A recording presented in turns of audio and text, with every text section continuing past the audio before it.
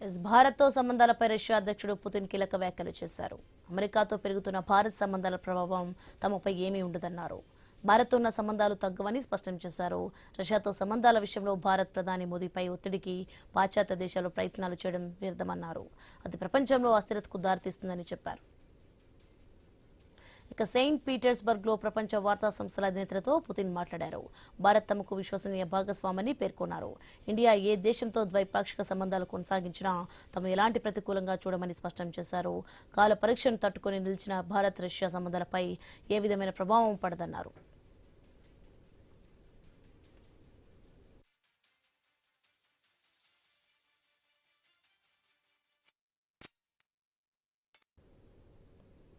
ఇక భారత్కు స్వతంత్ర విదేశాంగ విధానం ఉందని పుతిన్ చెప్పారు.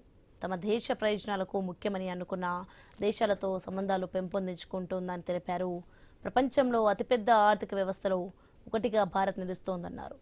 గణనీయంగా వృద్ధి సాధిస్తోందని తెలిపారు.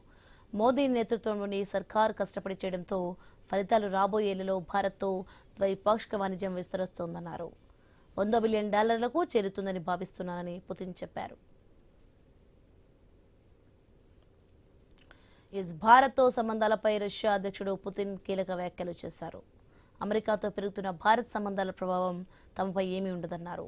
భారత్తో ఉన్న సంబంధాలు తగ్గవని స్పష్టం కూడా చేశారు. రష్యాతో సంబంధాల విషయంలో భారత్ ప్రధాని మోదీపై ఒత్తిడికి పాశ్చాత్య దేశాలు ప్రయత్నాలు చేయడం వ్యర్థమన్నారు. అది ప్రపంచంలో అస్థిరతకు దారితీస్తుందని చెప్పారు.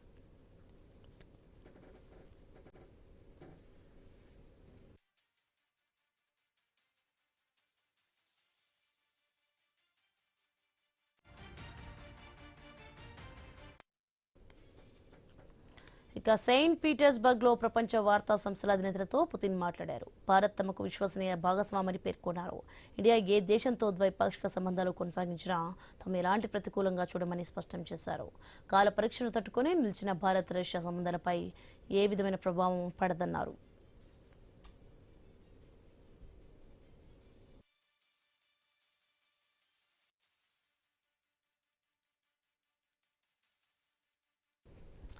ఇక భారత్కు స్వతంత్ర విదేశాంగ విధానం ఉందని పుతిన్ చెప్పారు. తమ దేశ ప్రయోజనాలకు ముఖ్యమని అనుకున్న దేశాలతో సంబంధాలు పెంపొందించుకుంటామని తెలిపారు.